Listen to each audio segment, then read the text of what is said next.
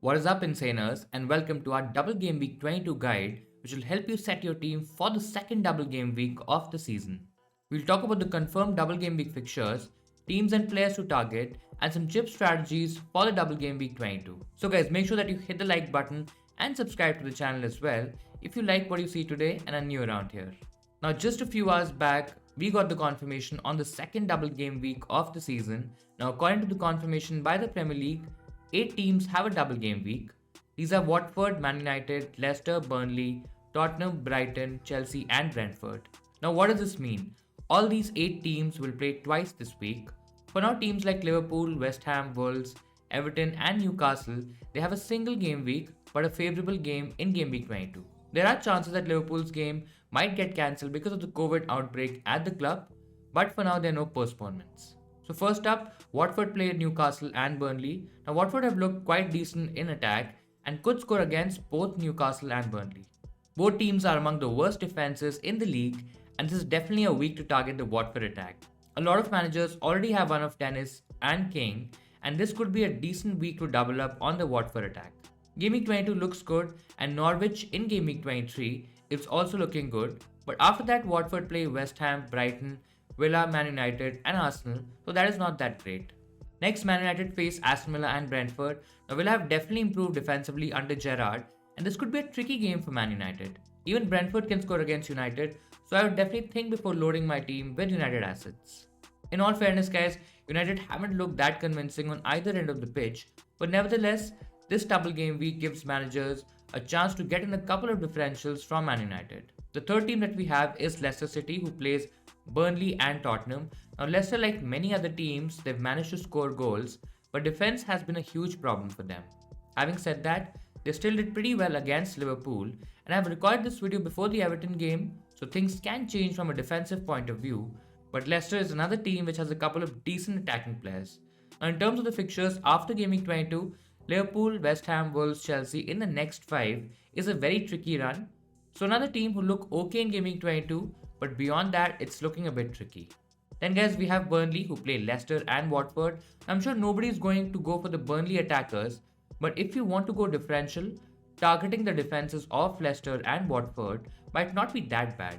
Both teams are quite attacking and have generally struggled to keep out goals this season. So let's say if you are free hitting this week, then going with a Burnley defender or even an attacker might not be that bad after all. Coming to our next set of teams, we start with Spurs. They have Arsenal and Leicester, which won't be easy at all, guys. A lot of teams would have double ups from Tottenham, and a few could also get Kane after selling Salah as he's off for AFCON.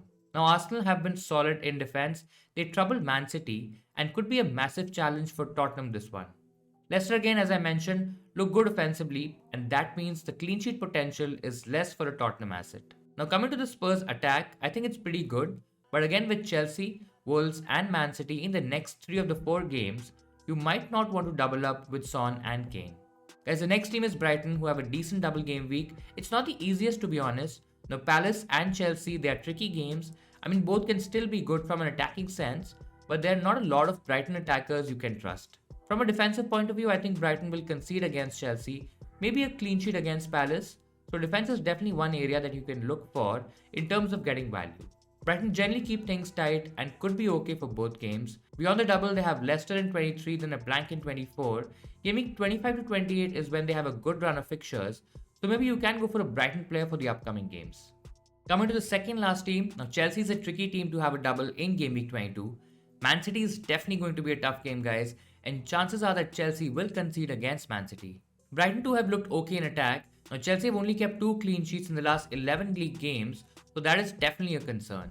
More than that, they played Tottenham in Game Week 23, and then they have those 2 blanks in Game Week 24 and 25 when they go for the Club World Cup. So unless, guys, if you are free hitting or you already have a defender, a Chelsea defender, you might not want to invest further. Coming to the last team, and that's Brentford, guys, and I'm sure most people will be discarding Brentford options.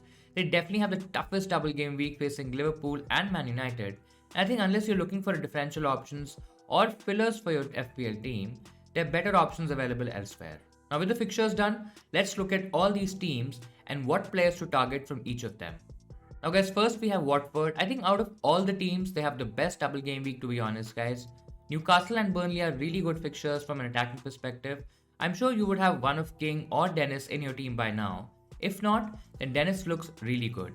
He has been the informed player for Watford. Now, there was a lot of talk about him going to AFCON, but it's clear that he's not going and should be available to play for the upcoming game weeks. There's just one slight worry with him. Now, in the last game against Spurs, Dennis was taken off at halftime. Now, I still don't understand why the manager would take his top goal scorer out when his team is losing. It looked like a tactical move, and I personally won't worry too much here.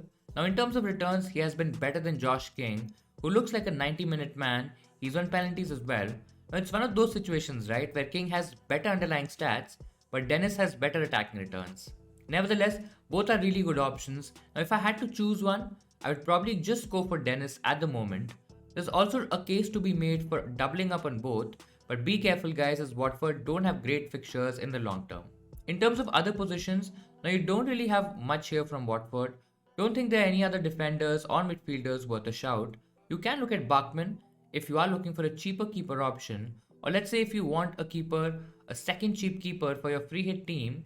But to be honest guys, there are better options even in that keeper category. Like I would rather go for a Sanchez from Brighton, who's also around the mid 4 million price range.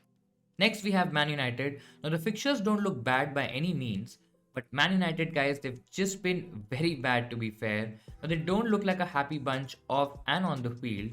Ragniak is facing a lot of issues at the moment. With news of the dressing room now being divided, coming out, players are not at all happy. It's just not happening for United at the moment. Now, in terms of options, there are a few picks across the pitch. I think David De Gea is still a pretty good option if you are looking for a keeper, or maybe you're just looking to replace Ramsdale. Yes, the clean sheet potential doesn't look that promising, but David De Gea, guys, he's been in great form. He's a major reason why United have not conceded as many as they should have done. Plus, he's making a lot of saves, and that is always good from an FPL perspective. I would really stay away from the United defense at the moment, to be honest. The likes of Maguire, Shaw, Wan-Bissaka, they've all been very poor. There was a lot of noise around Dalot, but he was always a bad game away from the benching. And Wan-Bissaka, he started the last two games, but he's also not been that great. On the other side, Shaw is also having a poor season, and Telles can easily replace him in one of the games. I personally won't go for any centre backs too at the moment, so defense is a big no for me. In terms of the midfield, there are a few differentials in Rashford, Greenwood, Sancho, and Bruno, but all have their minutes distributed, and the same trend can continue, so another area I'm not too sure about investing. Maybe if there is an option among all these names that stands out, we can think about it, but for now I would avoid getting in Man United midfielders. Now in terms of attack, a few of us have already gone for Ronaldo. He's only returned in for the last 14 games guys, and that is a bit worrying. In all honesty, that's not great reading for an option who's more than 12 million. Yes, he's on penalties and he looks to be United's main man, but maybe that is the problem for them at the moment. If I have him, I would absolutely keep him, but would I really want to tear my team apart to get him right now? Maybe not. Nevertheless, he's definitely worth having a conversation for this game week and beyond. Leicester City is the third team guys, and here as well not many options considering that their defense has been quite leaky and their attack, the entire attack including Vardy, Iheanacho and Daka, they're all flagged at the moment. I'm sure one of them might just be available to play. I think a lot will depend on the Everton game, which is still to be played in game week 21. We'll get some idea who is fit and how Leicester are lining up. Now in terms of the defense, not many options because of the lack of the clean sheet potential. Also, Leicester have a lot of defenders injured or unavailable because of AFCON. So Thomas, according to me, looks like the only viable option at 4.3 million. If you're looking to play a free hit and looking for a cheaper fourth or a fifth defender, then maybe he's an option, otherwise I won't go there. Among midfielders guys, we have Maddison, who has looked quite good in the recent games. He's flagged at the moment, but Rogers said that he should be okay to play in the coming games. I think he's definitely a good short-term punt, as the fixtures long-term don't look that great. Now double is okay, but after that it gets a bit tricky guys. If you're looking to go a bit more differential, then Barnes and Lookman are options, but both could get limited minutes, as opposed to Maddison, who looks pretty much nailed at the moment. Our next team is Burnley, who have a decent double guys. Both Leicester and Watford are a bit weak defensively, and getting in someone like a Wood could be an option. If you want to target a defensive player, I would probably go Lowton at the back, who's a bit attacking, but I don't think so there are any more options from Burnley. Cornet could have been a solid midfield pick, but he's unavailable, and Westwood is a decent 4.5 million budget midfielder who's currently flagged. Now, in case if you are planning to play a strong 4 in midfield with a cheap midfielder, then he can be an option if he's fit. Now, coming to Tottenham, guys, and this is where things get a bit interesting, and you'll have to take a few hard calls here. Now, there are three decent options at the back. If you're looking for a goalkeeper, then Lloris is an option. Now, Tottenham have looked solid in defense, and they've kept 4 clean sheets in the last 6 fixtures. In case if you have Ramsdale or David De Gea, and you don't want the switch, then going for one of Reguilon or Royal is also an option. Reguilon is a standout pick, guys. He has the best attacking stats among all Spurs defenders. We know that he plays quite advanced and has decent crossing ability. Fixtures are a bit of a mixed bag, guys, but you can definitely rely on his attacking potential. Now, in case you can't afford him, then Emerson Royal is also an option, but he's quite some way off from Reguilon. I mean, he's been okay, nothing great. From what I've seen, he's not the best crosser of the ball, and he does not have the best decision making ability in key areas. So if you can manage the money, definitely go Reguilon. Guys, if you are a little tight on cash and you still want a Spurs defender, then Davis is another option who will play as one of the 3 centre backs for most weeks. Now he's 4.5 million in the game, and he's definitely better than the likes of Dyer and Sanchez, who are the other 2 centre backs for Spurs. Coming to midfield, and the clear standout option is Son, guys. I think the 3-5-2 Conte is definitely working for him. He's not playing wide and he's just playing off Kane. Now from an FPL perspective, that is really helpful and good news. We know that he is on set pieces and he looks like the best Tottenham attacker at the moment. The other option is Lucas Moura, who has been in great form, but is definitely a risk in terms of rotation. He'll definitely share minutes on the pitch with Dele Alli, and that's the only thing that's putting me off of him. Among forwards like midfield, there's one standard option, Harry Kane. Now there can be a massive debate about him being worth it or not considering his price. All the drama that happened with him early in the season, guys, I feel we are starting to see the real Harry Kane now. Yes, he's still not at the same level as last season, but I genuinely think he's getting there. Now, in case if you are having Salah in your team at the moment and you're looking to free up cash, then he can definitely be a strong differential to the more popular Ronaldo option. A double up with Son and Kane could be a great way to climb up the ranks as well if Tottenham do well. Next, we have Brighton, guys. They are another team which don't always stand out from an FPL point of view. Now, Sanchez is a strong mid-price goalkeeper option. In case you're planning to bench Post in Game Week 22, then he's definitely worth a move. Another option in defense is Cucurella, who is the highest scoring defender for Brighton this season, guys. If he's fit, he's a 90-minute man, and he should start all games for Brighton. I would avoid going for Lamptey for now. I know he's attacking and he's playing out of position, but his minutes are almost always managed, guys. Yes, there is a chance that he locks in a clean sheet early and he gets subbed, but at the same time, he's quite injury prone, and if you can afford the move, Cucurella is definitely better. In terms of attackers, Trossard and Mope are options, but there is a lot of competition in the budget category this season, and Gallagher, Emil Smith-Rowe, Martinelli, and Gray are all better options than Trossard. Trossard definitely gives you the security in terms of starts, and he has played as a false nine on a few occasions, but they're just better picks out there.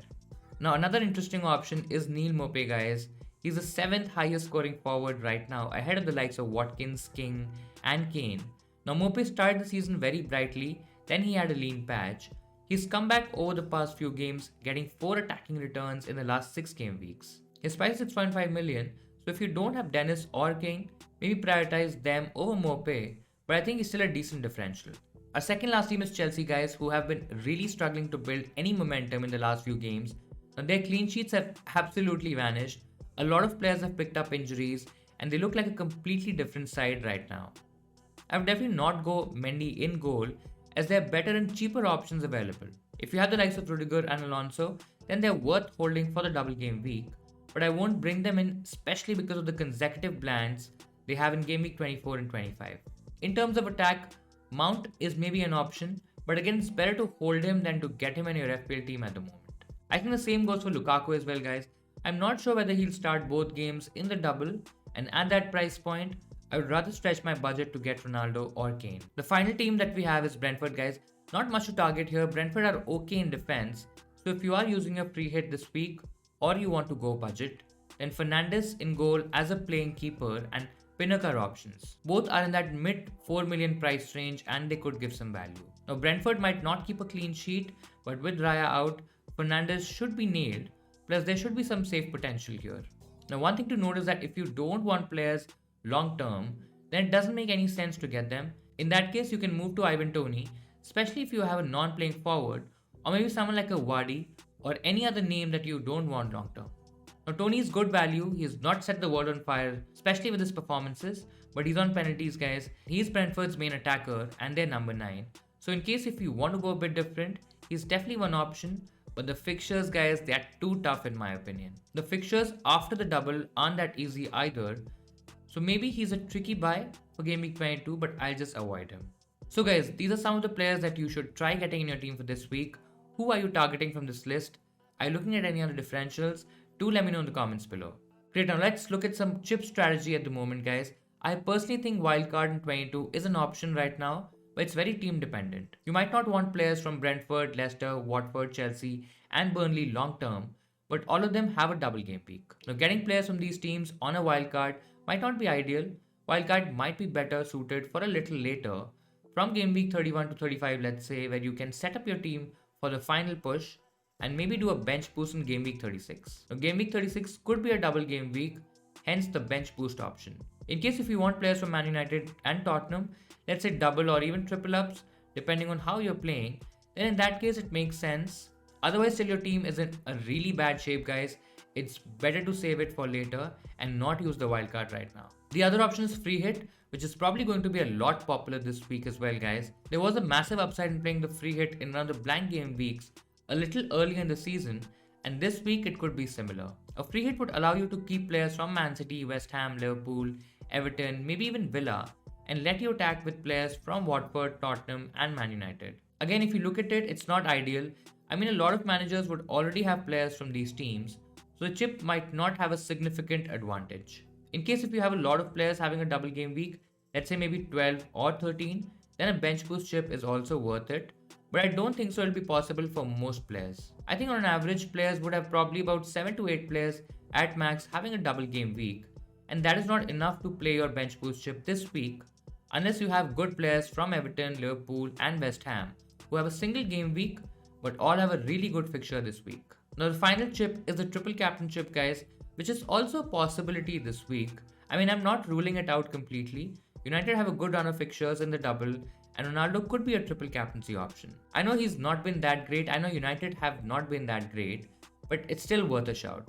Other options include players from Watford, Chelsea, and Tottenham, but again, guys, no team has two really standout fixtures. There's a good chance of a Liverpool double game week, maybe in game week 26, or there might be better chances to play your triple captain chip on a better fixture combination. Like the wildcard and bench boost, guys, I personally would save this chip as well for now. I'm personally not using any chips this week. There are a few options in terms of transfers that I can go for. I mean, I don't have Madison, so he's an option. I just got rid of Alonso, so I don't think so I'm going back there. Kane is another option, but I already have Ronaldo and it makes sense to keep him for the double. Personally, I'm thinking of doing the best I can with a hit or two. If we get any news of cancellations or matches getting postponed, then we might play the free hit chip, but for now it's just regular transfers. Still some time to go, so we'll see what to do with our team, and we'll discuss that in our team selection video a little later in the week. So guys, that'll be all from my side. I really hope you'll find this video helpful in setting up your teams for the double game week 22. Make sure that you hit the like button, guys, if you liked our double game week 22 guide. Please consider subscribing to the channel as well if you want to follow us and our team throughout the season. There's a lot of content coming up with separate videos on the free hit, wildcard, and our team selection later in the week. We'll also do a deadline stream as usual, so make sure you're tuned in for all that good stuff. Enjoy your week, guys, and I'll see you in Saners next time.